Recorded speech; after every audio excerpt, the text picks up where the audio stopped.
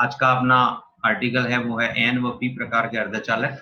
विद्युतीय गुणों की अपन बात करें तो चालक, अचालक और अर्धचालक तीन प्रकार से इनको विभाजित किया जा सकता है, जिनकी चालकता की परास 10 की घात 4 से 10 की घात 7 ओम इनवर्स मीटर इनवर्स के मध्य हो, इन्हें चालक कहा जाता है, जैसे धातुएं, कॉपर, सिल्वर आदि। अचालक जिनकी चालकता की परास 10 की घात -20 से 10 की घात -10 ओम इनवर्स मीटर इनवर्स के मध्य हो, और अर्धचालक जिनकी चालकता की परास 10 की घात -6 से 10 की घात 4 ओम इनवर्स मीटर इनवर्स के मध्य हो। ये अर्धचालक जो है वो अल्प चालकता दिखाते हैं तथा ताप बढ़ाने पर इनकी चालकता बढ़ती है, जैसे सिलिकॉन और जर्मेनियम।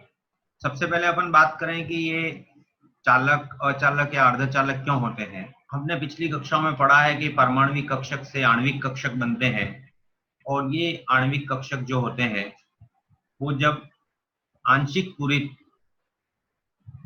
या अतिव्यापित बैंड बनाते हैं तो उस परिस्थिति में इलेक्ट्रॉन जो है वो आसानी से उत्तेजित होकर के पूरित बैंड से रिक्त बैंड में जा सकते हैं और विद्युत का प्रवाह प्रारंभ हो जाता है। इसको मैंने एक चित्र द्वारा बताया। देखिए आप कि चालक पदार्थ जो होते हैं उनमें आंशिक पूरित बैंड है और अतिव्यापित बैंड है, जहां इलेक्ट्रॉनों को विस्थापित होने के लिए ज्यादा प्रयास नहीं करना।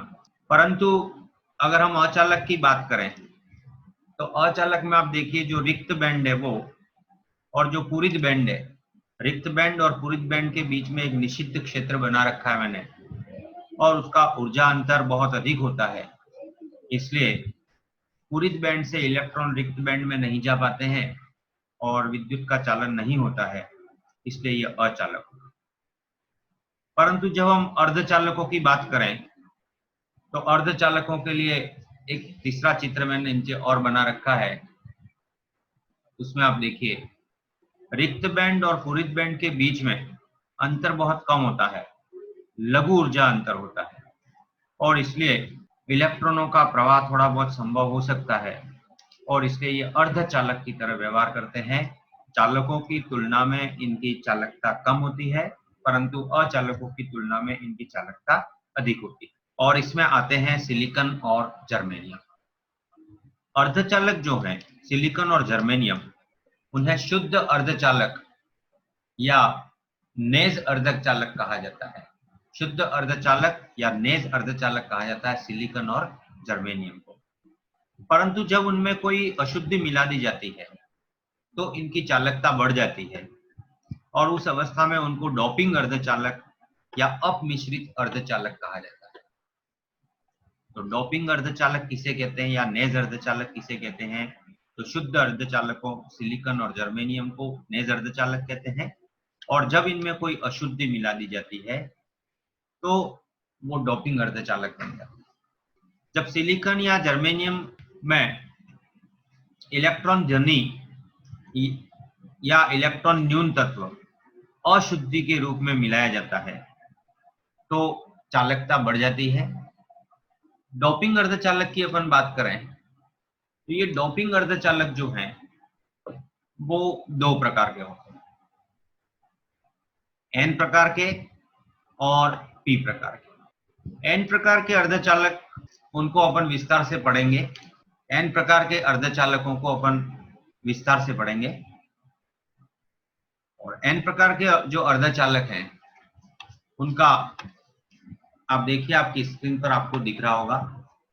जैसे शुद्ध अर्धचालक हमने लिया सिलिकॉन, इस चित्र को आप बहुत गौर से देखें तो सिलिकॉन के हर परमाणु के पास 4 इलेक्ट्रॉन आपको दिख रहे हैं, क्योंकि सिलिकॉन में 4 संयोजी इलेक्ट्रॉन होते हैं। इसकी संयोजकता कोश में 4 इलेक्ट्रॉन पाए जाते हैं, इसलिए यह 4 संयोजी इलेक्ट्रॉन युक्त तत्व है। और हर एक सिलिकॉन के परमाणु के पास मैंने 4 छोटे छोटे बिंदु कर रखे हैं, और आपको ये क्लियर करने के लिए बीच वाले सिलिकॉन पर मैंने गोला भी लगाया है, और आप उसमें देखिए आपको 4 बिंदु दिख रहे हैं। जब इसमें आर्सेनिक जैसी अशुद्धि मिलाई जाती है आर्सेनिक या फास्फोरस मिलाया जाता है, तो ये आर्सेनिक और फास्फोरस जो है उनके पास 5 संयोजी इलेक्ट्रॉन होते हैं, और 5 संयोजी इलेक्ट्रॉन होने के कारण सिलिकॉन के स्थान पर आर्सेनिक का परमाणु आ जाता है। और उसी चित्र में सिलिकॉन के स्थान पर जब हम आर्सेनिक लेते हैं तो आप देखिए मैंने लाल स्याही से गोला करके आर्सेनिक परमाणु बना रखा है, और उसके पास लाल डॉट 5 आपको दिख। तो यहाँ 4 इलेक्ट्रॉन जो थे, उन 4 इलेक्ट्रॉनों ने तो निकटवर्ती सिलिकॉन परमाणुओं के साथ मिलकर के अपने अष्टक को पूर्ण कर लिया, लेकिन एक इलेक्ट्रॉन यहाँ अतिरिक्त बच जाता है जो गतिशील इलेक्ट्रॉन होता है। यह इलेक्ट्रॉन अपना स्थान ढूंढने के लिए पूरे क्रिस्टल में घूमता रहता है, और इस गतिशील इलेक्ट्रॉन के कारण ही यह चालकता बताता है, और इसीलिए इसकी चालकता बढ़ जाती है। इसे भाषा के रूप में हम बोलें तो अपमिश्रित परमाणु पर उपस्थित अतिरिक्त इलेक्ट्रॉन विस्थानित होता रहता है, जो सिलिकॉन की चालकता में वृद्धि करता है। ऋणावेशित इलेक्ट्रॉन के कारण, इलेक्ट्रॉन का आवेश ऋण होता है, तो ऋणावेशित इलेक्ट्रॉन के कारण चालकता में वृद्धि हो जाती है, और ऋणावेश को अंग्रेजी में बोलते हैं नेगेटिव, और इसीलिए इन्हें एन टाइप अर्धचालक कहते हैं। इन्हें एन टाइप अर्धचालक क्यों कहा जाता है?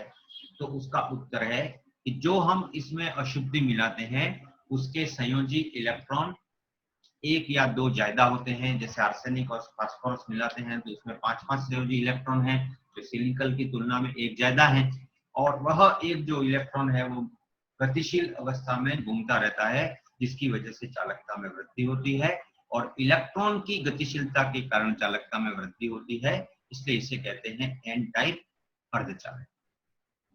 एन टाइप अर्धचालक कैसे बनते हैं, एक छोटा सा प्रश्न आपसे पूछा जा सकता है, तो उसका उत्तर भी मैंने नीचे ब्रैकेट में लिख रखा है। देखिए कि वर्ग 14 का तत्व हो और उसमें वर्ग 15 का तत्व अपमिश्रित कर दिया जाए। वर्ग 14 के तत्व कौन से हैं? सिलिकॉन और जर्मेनियम। उनमें वर्ग 15 के तत्व आर्सेनिक, फास्फोरस आदि किसी को भी मिला दिया जाए अशुद्धि के रूप में, तो 1 इलेक्ट्रॉन ज्यादा होगा, और उस 1 इलेक्ट्रॉन के कारण इसकी चालकता में क्या हो जाएगी? वृद्धि हो जाएगी। अगर हम इसके स्थान पर 2 इलेक्ट्रॉन मिलाएं ज्यादा, यानी कि वर्ग 16 का तत्व अगर मिला दें, तो वर्ग 16 के तत्व के पास 2 इलेक्ट्रॉन होते हैं, इसलिए 2 गतिशील इलेक्ट्रॉन होंगे, और 2 गतिशील इलेक्ट्रॉन होने पर भी इनकी क्या होगी? इनकी चालकता में वृद्धि हो जाएगी। तो दोनों ही अवस्थाओं में, जब वर्ग 14 के तत्वों में वर्ग 15 या 16 के तत्व मिलाए जाते हैं, तो जो चालक बनते हैं वो एन टाइप चालक होते हैं। और यहां से अक्सर आरबीएससी के पेपर में पहला प्रश्न आया है, एन टाइप अर्धचालक किसे कहते हैं, या सिलिकॉन में आर्सेनिक की अशुद्धि मिलाने पर किस प्रकार का अर्धचालक बनेगा, या जर्मेनियम में फास्फोरस की अशुद्धि मिलाने पर किस प्रकार का अर्धचालक बनेगा। ऐसे छोटे छोटे 1-1 नंबर के प्रश्न जो हैं वो यहां से आए हैं। दूसरा जब हम बात करें तो दूसरे प्रकार का जो डोपिंग अर्धचालक है उसका नाम है पी प्रकार के अर्धचालक। और पी प्रकार के अर्धचालक जो हैं वो उसी सिलिकॉन को जो हमने एन टाइप के लिए लिया था, तो शुद्ध अर्धचालक अगर हम सिलिकॉन का लें और उसमें बोरॉन की अशुद्धि मिला दें, तो बोरॉन जो है वो वर्ग 13 का तत्व है, और वर्ग 13 के पास तत्वों के पास 3 संयोजी इलेक्ट्रॉन होते हैं। सिलिकॉन के पास संयोजी इलेक्ट्रॉन 4 हैं और बोरॉन के पास संयोजी इलेक्ट्रॉन 3 है। तो सिलिकॉन के स्थान पर बोरॉन आएगा, जिसको मैंने लाल गोले से बता रखा है, देखिए आप चित्र में, और 1 इलेक्ट्रॉन की जगह खाली रहेगी जिसको मैंने लाल चौकोर से बता रखा है, उसको बोलते हैं इलेक्ट्रॉन रिक्तिका। 1 इलेक्ट्रॉन की जो जगह खाली रह गई उसको बोलते हैं इलेक्ट्रॉन वैकेंसी या इलेक्ट्रॉन रिक्तिका। इस इलेक्ट्रॉन रिक्तिका को भरने के लिए निकटवर्ती सिलिकॉन से इलेक्ट्रॉन जो है वो बोरॉन की जो रिक्तिका है उसको भरने के लिए आएगा। बदले में उस निकटवर्ती सिलिकॉन पर फिर रिक्तिका पैदा हो जाएगी, उसके पास वाले सिलिकॉन से वहां इलेक्ट्रॉन आएगा। इस तरह से हम देखेंगे कि जो रिक्तिका है वो अगर बाएं से दाईं तरफ गतिमान होती है तो इलेक्ट्रॉन जो है वो दाईं से बाईं तरफ गतिमान, अर्थात इलेक्ट्रॉन और रिक्तिका की गति विपरीत दिशा में। और ये बोरॉन की जगह हम एल्यूमिनियम, गैलियम ऐसे दूसरे तत्व जो हैं वर्ग 13 के वो भी मिला सकते। तो यहाँ पर क्या हो रहा है, यहाँ पर अपमिश्रित परमाणु पर एक इलेक्ट्रॉन कम होता है, जहां इलेक्ट्रॉन रिक्तिका बन जाती है और जिसे भरने के लिए पड़ोसी सिलिकॉन से इलेक्ट्रॉन वहां आता है वह उसके स्थान पर रिक्तिका हो जाती है। क्रमशः रिक्तिका जो है वो दाहिनी तरफ खिसकती जा रही है, मैंने तीर बना के बताया आपको, और इलेक्ट्रॉन जो है वो बाईं तरफ खिसकता है। इस प्रकार इलेक्ट्रॉन व रिक्तिका विपरीत दिशा में गतिमान होते हैं, जिससे यह आभास होता है ना। आप एक बात ध्यान रखना कि हमेशा चालकता जो है उसका मूल कारण इलेक्ट्रॉन है। चालकता का मूल कारण क्या है, इलेक्ट्रॉन की गति। परंतु यहाँ पी प्रकार के अर्धचालक में इलेक्ट्रॉन की गति तो हो रही है, परंतु हमें आभास ऐसा होता है जैसे वो रिक्तिका है इलेक्ट्रॉन के स्थान पर वो गति कर।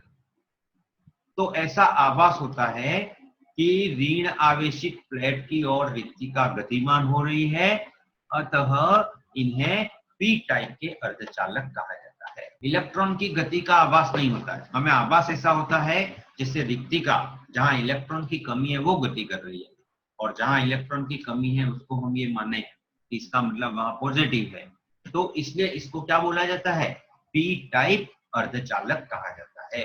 वहां कोई धनावेश नहीं होता है, परंतु इलेक्ट्रॉन की न्यूनता की वजह से वहां रिक्तिका पैदा हो जाती है, और इसलिए इन्हें कहते हैं पी टाइप अर्धचालक।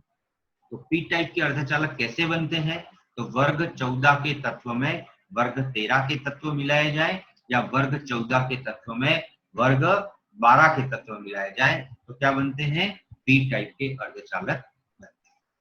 तो यहाँ से एक प्रश्न ऐसे भी आ सकता है कि एन टाइप और पी टाइप के अर्धचालकों में क्या अंतर है।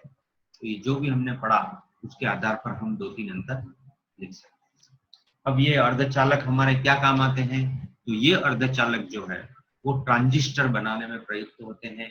फिजिक्स में आप पढ़ेंगे NPN transistor, PN transistor, PN junction, NP junction, इसके बारे में आप फिजिक्स में पढ़ेंगे, तो फिजिक्स का क्षेत्र हो जाता है। इसी तरह से एक गैलियम आर्सेनाइड का आप याद रखें, गैलियम आर्सेनाइड एक ऐसा डोपिंग अर्धचालक है जो त्वरित संवेदी है, और त्वरित संवेदी होने के कारण सूचना क्रांति में इसकी महत्वपूर्ण भूमिका है। थोड़ा सा भी इसको सिग्नल मिलता है और ये एक्टिव हो जाता है, गैलियम आर्सेनाइड। तो इस तरह से एन और पी प्रकार के अर्धचालकों का यह हमारा